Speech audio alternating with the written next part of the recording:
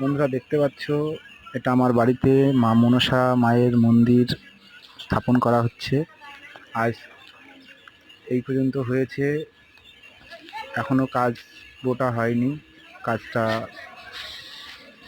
শেষ পর্যন্ত অবশ্যই তোমাদেরকে দেখাবো। আজ যেটুকুনা আমাদের কাজটা হয়েছে সেই কাজটুকুনা অবশ্যই তোমাদের মধ্যে শেয়ার করলাম।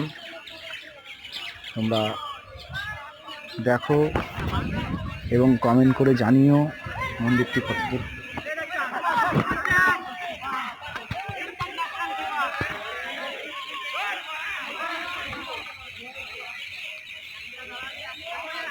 দেখতে পাচ্ছ বন্ধুরা, এই যে আমার সেই জলের দোকান, এই দোকান